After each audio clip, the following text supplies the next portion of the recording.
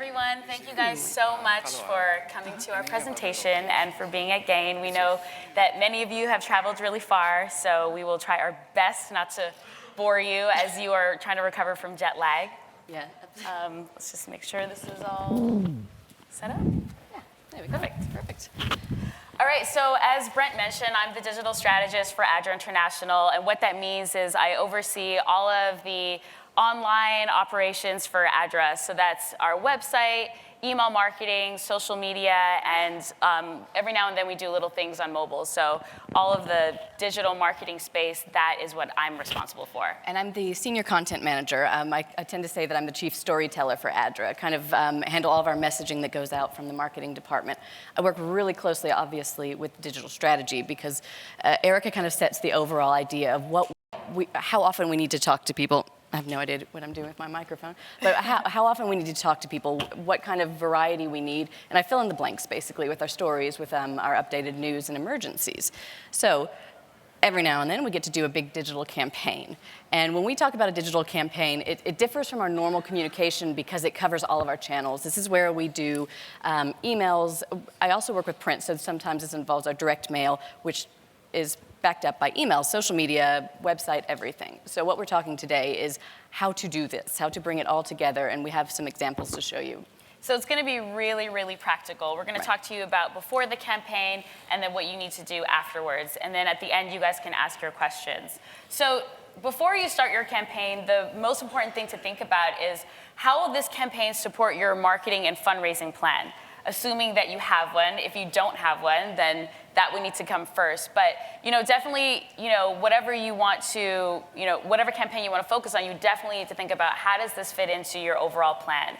And then how are you going to target your audience? And it's important to know your audience's needs, who they are, where they reside, a little bit about, what's important to them, their interests. And so that will help you determine what is the best way to reach out to them. Yeah, and the next step, set your goals. And this can be not just fundraising. A lot of our stuff is obviously based on fundraising, but it can also be growing your audience to new people.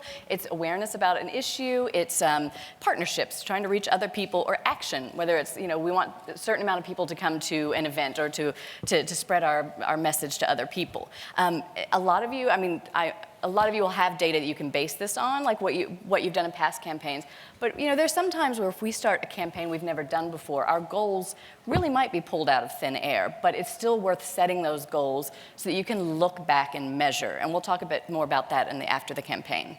So once you've figured out your goals, once you're checking that your goals align with your overall marketing plan, and you're like, okay, this is the campaign I want to do, what do you do next? You have to create a detailed plan, and we'll show you, some examples of planning materials that we develop whenever we're building a campaign. But it really is important to just look at every single channel that you're trying to communicate on, every single audience that you're trying to reach, and really develop key messaging and all these different elements, because it's going to help you make decisions later on, and it's going to help you stay on track with your campaign planning. And then you need to also figure out how do all these pieces speak to each other and align also with your call to action. So you have social media, you have web, you have email, you have all these different things. How do they connect? And so creating that detailed plan really helps you figure out how those pieces all connect together. And obviously, who is responsible for each element? And I imagine some of you guys may be a one-person communication department, but find out who else in your organization can tell a good story, or who has experience in different things, great photography, and assign them things and put it on paper. Because even though we have assigned roles within ADRA, you still need to know, basically, this is not all they're doing. So you want to have deadlines, you want to have who's responsible, all of those details, so you can come back and make sure they actually happen, basically. And it can be really overwhelming if you are the only person that is responsible for all these channels or this campaign. But like Ashley said, don't be afraid to ask your colleagues, or maybe you can get someone to help you out, to volunteer. You'd be surprised how willing and interested people are in helping out and supporting you. And then this one seems really basic, but what do you need, and do you have it? If you're going to do a social media campaign and you're going to be talking about something for a week, for a month, you have to have a lot of photos, and you can't even start social media without strong photos and for this sort of campaign. So do you have photos? If not, can you get them? Do you have human interest stories you want to share? Do you have enough? Do you have enough variety? And if you don't have them, this is one reason why you want to plan well in advance, so you can kind of find different ways to get these things and make sure you have them in hand when you start planning, so you can plan accurately and not have to go back and mess up your plan. So the campaign that we are going to kind of reference throughout the presentation is Giving Tuesday. And the reason we wanted to pick this one is because, one, it's a campaign that you guys actually can get on board with. It's a sort of overall thing that nonprofits can get on board with in general. It's a day that you can just raise money. Everyone's raising money on that Tuesday after Cyber Monday. And the other thing is it's the most recent campaign that we did, so it's still fresh in our minds, and we can kind of share more examples with you. And for our Giving Tuesday, sorry, I was giving this past Giving Tuesday, I think it was December 1st, we talked about the Syrian refugee crisis and the refugee crisis in Europe, so that all of our materials kind of support that. So that we were trying to raise money for that one specific thing. It was winterization, coats, gloves, things like that. So getting organized, what does that basically look like? And what we do is once we develop our key messaging, we figure out our goals, we align it to our plan, we know the audience that we're going after, then this is literally how we get going. We develop our content calendar. We have like a standard template that we use and developed in Excel. And basically, we literally fill this out with all of the content that we want to push out. Right now, this just shows the Facebook tab, but in this content calendar, it has a Twitter tab, it has an Instagram tab, and it also has a, what did we call that? It's like a content depository. So if we have like ideas that may not work with this campaign or we're unsure of, we put it in that tab that just basically collects all our ideas. And so literally this spreadsheet just shows you, okay, the day that a message is going out, the actual copy, the time, if there's a link associated with that copy, if we want to direct them to the landing page of the site or direct them somewhere else, the photo, because we're a big team and we all, work on different things, it's really important for us to, know, okay, this photo, where is it coming from, what's the number, all of that stuff, because we do actually have a database of photos that we reference. What is the type of message? So at ADRA, we have different types of messages. We have fundraising messages, we have awareness messages, we have, what else do we have? News, like news, network news. Yeah, so network news, so if other offices around the world are doing stuff. So it's really important for us to know what is the message, because we recognize that we can't always ask for money. Every single message that we push out cannot be an ask. Right. And so we make sure that it's variety. And this calendar is actually a really good example of how the digital and content works together, because she does the overall strategy. She says, we need to talk to people for this campaign 5 times a day on these different platforms. And then I can go in and fill in the content, the story, the pictures, and find out, how to direct it in that sort of way. And the best part about this is it's dummy proof. Anyone can get into this and see what's going to be coming up. We use Sprout Social, but a lot of you probably use Hootsuite and other things. If you can schedule your posts in advance, and we'll talk more about that in social media. But this is perfect. If I disappeared one day, someone could step in and know exactly what I intended to tell and put it out there. Exactly. And then that final column is just the person who's responsible. So, Ashley's name is listed a bunch of times there, but there are other people that do contribute to content and, who don't necessarily do this full time. So this is why we also create this calendar. And then we kind of lean on to the overall plan leads to individual plans. So we're talking about the landing page document here. This is how we keep ourselves sane. Basically, there's a lot of elements that go into a landing page or into a donation page and things like that. So again, we make it dummy proof. We spell out, this is the photo I'm going to use here. This is the headline. This is the blah, blah, blah. And it looks really simple, but that's what you want. And this also means that next year when we want to recreate this or even do it differently, we know exactly what we've done. If we're talking about the same subject again, we know we've already used those photos. We've already used this kind of wording. We can revisit it really, really easily. And again, other people can access it, and it's so clear. Making it as simple and clear for yourself is going to save you so much time in the end. And especially if a lot of you are really new at doing digital campaigns, I know it's a thing that's sort of growing in the church now. But if you're new, it's so important to create this kind of template, to set up your templates, to set up your process, because you are going to be spinning in circles. You're going to be so confused. You're not going to know what to focus on. And so it's so important to know, okay, I'm going to do my calendar in Excel. I'm going to do my, my templates for the web copy in Word, or whatever the different tools that you use. Just definitely set up a system, set up a process, and also have templates, because other people will need to, especially if they're feeding content into this, other people need to be able to understand, okay, this is where my page title goes. Okay, I need to write a meta description. This is how many characters I have. Right. And as Ashley has been saying, it really is important to just make it really easy for yourself and for other people. Yep, absolutely. And this is just another example of a Word document that has our donation page copy. So, we have the landing page that has, links to stories and stuff, and we'll show those examples. But then we also have a donation page where, that's the ultimate action we want them to take. And the other thing is, we know that if you're doing a digital campaign, chances are that's not the only thing you're doing. You've got a full workload, you've got other regular work. And so if you make it simple, other people can help you, and you can just, make it easy, basically. Yeah. Okay, so now to the nitty-gritty of what elements you're going to use, the web and the emails and the social media. Oh my. So the landing page for us in this particular case, it may not be that for you, but really for us, and I would say for most digital campaigns, your landing page is the headquarters of your message. That's really ultimately where you're trying to drive people. And for us, it's the landing page on our website. For others, it might be a landing page on a mobile app or what have you. So you need to decide what's that final action that you want people to take. Right. But for us, it was the landing page on our website. The design honestly should be very simple. You know that people are not reading a lot of stuff unless they're going to New York Times or they're going to Washington Post. If they're really coming to an organization's site, they're really not going to dive really deep into the content. And so especially for campaigns, you want the message to get out there quickly. You want the user to understand right away what is the action that you want me to take? What is the message that you're sending? And so we really try to keep things really simple.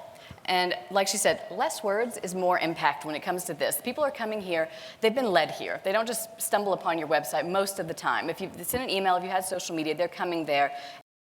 Keep it simple. Tell the story as simply as you can. But be sure the next point is tell a story. And for us, it was literal human interest stories of, okay, this so-and-so refugee, this is her experience, this is this child's experience. But also tell your own story. But then I'm going to make it trickier, because the next line is don't talk about yourself, because, especially with ADRA, we're doing the work, but it doesn't matter. The supporters want to know what they're doing and who is getting the benefit in the end. So I often have to stop when my writing, look over it, and take ADRA out of it. It is, okay, we want you to donate, so this is what you are doing. Your money is helping Muhammad, this little boy who's 5 years old and does not have parents and is a refugee on his own. That's who counts, you. And that person. Yeah, that's one thing that we learned a lot.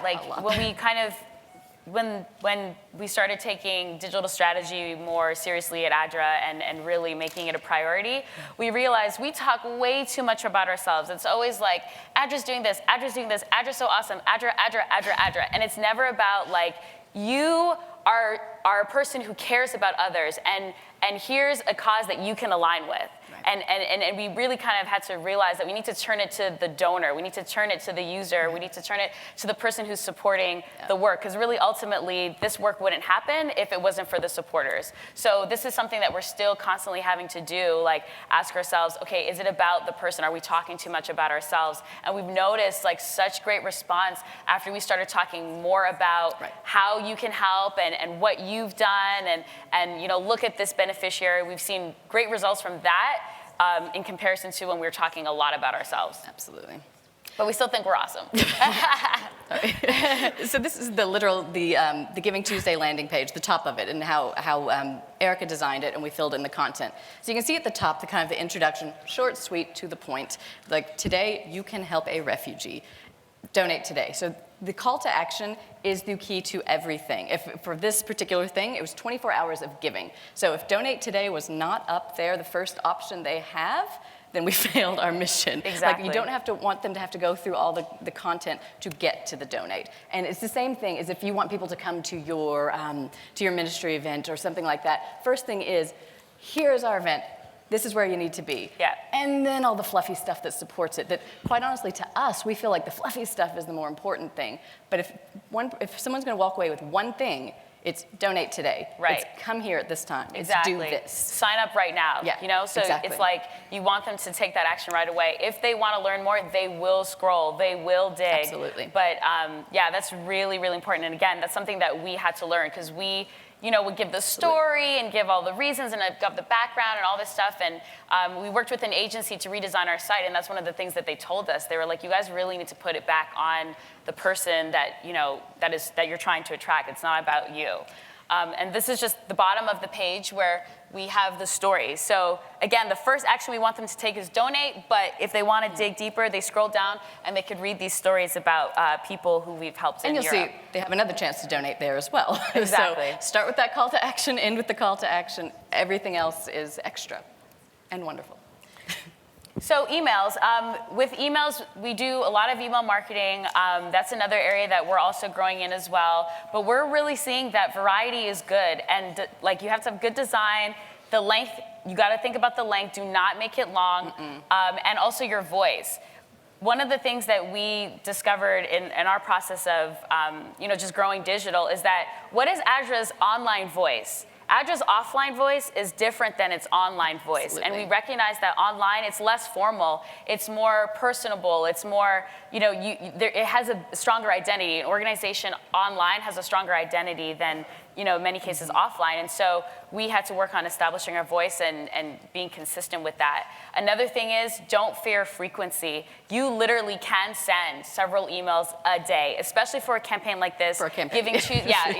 For Giving Tuesday, it's an aggressive campaign. It's literally like give, give, give. Today, you only have 24 hours to give. Do it now. Let's go. And so for a campain like this, that's completely appropriate. And I'm sorry, I'm going to interrupt you. you. For it, yeah, please. Because and if you're afraid of that, just think, quite honestly, a lot of you who are based here in America with the current political campaign, think if you're following or if you're on the email list of your chosen candidate, you're getting a gazillion emails. And the thing is, you're still getting them. It takes a lot to make someone actually turn away. Yeah. And there's no way you're going to get any more aggressive than these candidates are. So especially with a campaign, it's going to be a short amount of time. They're already your supporter. If you lose someone to frequency, they were not a long-term supporter anyway. They were not someone who's going to be with you until the end anyway. Yeah, we sent about, I think, like 6 or 7 emails in the span of 2 days. Right. And we didn't see a drop in our unsubscribes. So definitely don't be afraid to try that. If your campaign is a little bit different and it just, you know, is a little bit longer, more than a day,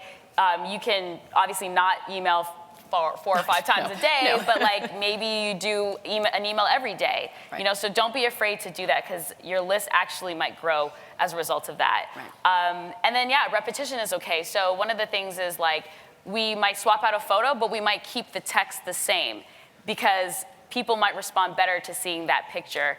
And they, you know, they might take that action with that change of picture. So it's okay sometimes to repeat emails, to repeat, you know, even subject lines, that kind of stuff. And that's, the subject line is king. And this is something Erykah's had to teach me as I was writing emails. A lot of times I save that subject line to the end. But you have to think when an email lands in your inbox, you're not even going to open it if the subject line doesn't capture you. So I challenge you guys to start with that subject line first. And sometimes with a campaign, you also have a bit more chance to have fun. Like we've started putting an emoji in there once in a while or something to make it stand out from your, you know, if you're already doing a monthly email or a weekly email, you want it to kind of stand out a little bit. So have fun with it, but always make sure it's a strong subject line.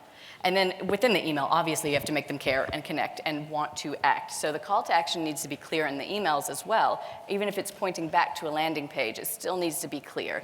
And the last point is the most painful point for me as a writer is sometimes the best writing doesn't lead to the best results. And it kills me because I write in a certain way, but then it doesn't get the response. Whereas if you talk much more casually, and we throw around the word conversational, in an email, a lot of times that's going to get a lot more response. And that's the same with the subject line. You guys probably hate exclamation points if you're a proper writer, but sometimes they get those open. Yeah, research shows that an exclamation point or a number instead of spelling out the numeral actually gets stronger results.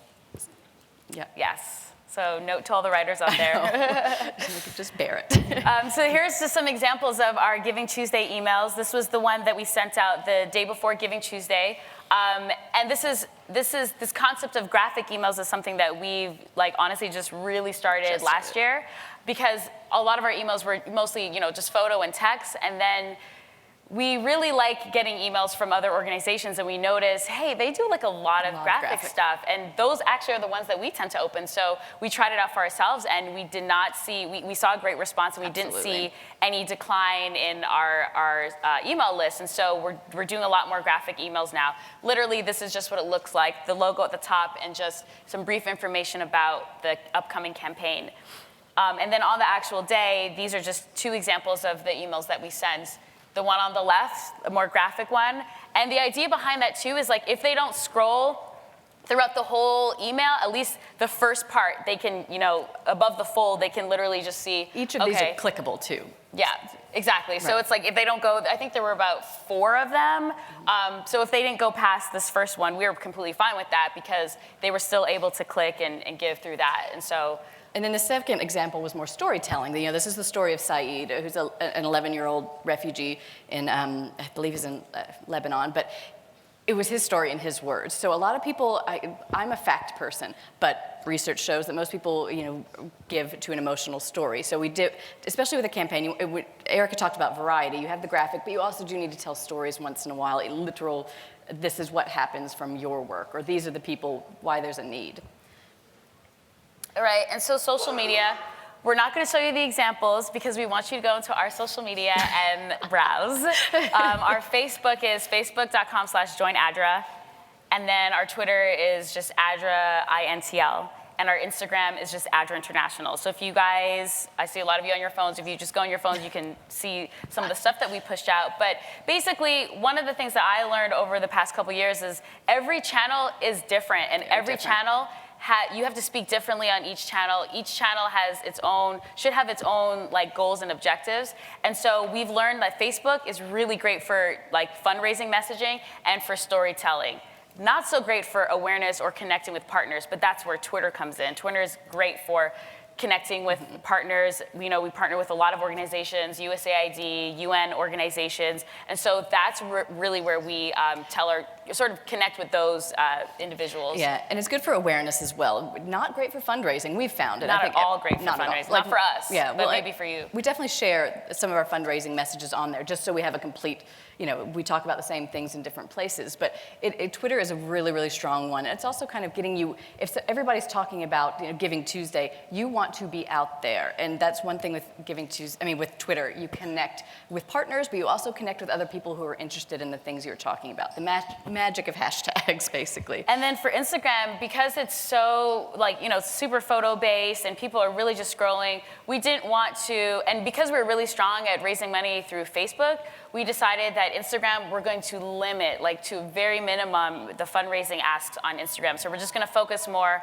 on photos and just storytelling. And our numbers have grown so much because we've, in periods where we're very consistent with posting on Instagram and just the photos and the story and little quotes, even pictures of staff, people really love that stuff, and our channel has grown a lot as a result of that.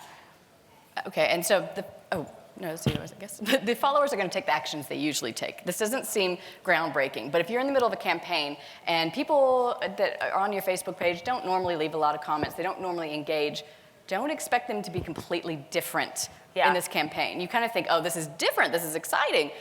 They're still going to follow the same behavior, and that's not a bad thing. It's just don't expect huge changes. If it does happen, be very grateful. And if they give, then try to maybe increase their giving. You know what I mean? But Exactly. if they give online, don't expect them to give offline. You know what I mean? Usually, especially with online donors, they're very particular about how they operate and how they make their decisions and stuff. And so you have to be very aware of that.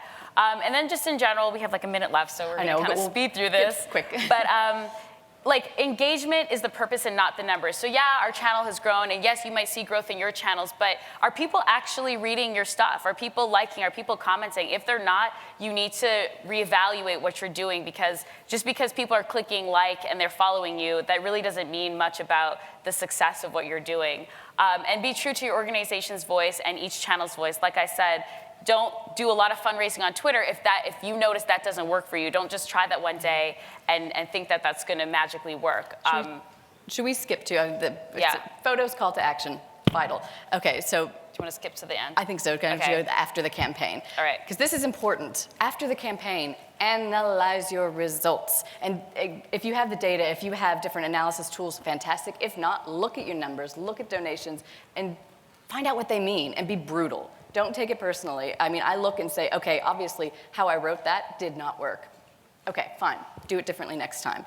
And failure isn't always failure. We actually learned through this campaign that Giving Tuesday is like really not, it just doesn't resonate with our donors. And we actually tried it for a couple years. And after putting a lot of effort this past December, we just decided, you know what, Giving Tuesday just is not for address donors. It just doesn't work. But other stuff has. Like when we do, big stuff on refugees or famine or whatever, that stuff works really well. But Giving Tuesday just didn't work for us. So at first, we're like, man, we failed. We didn't raise as much money as we wanted, and we didn't get the response. But it was a huge lessons learned, and that's kind of the thing with digital campaigns. You're constantly pivoting. You're constantly learning and figuring out what's working because the space is always changing. And so you have to be open to realizing when something doesn't work and when something is working. You run with that. And as we walk off the stage, I'll say, don't forget stewardship. If you say your money is going to do this, then afterwards you better tell people what their money did. Show them,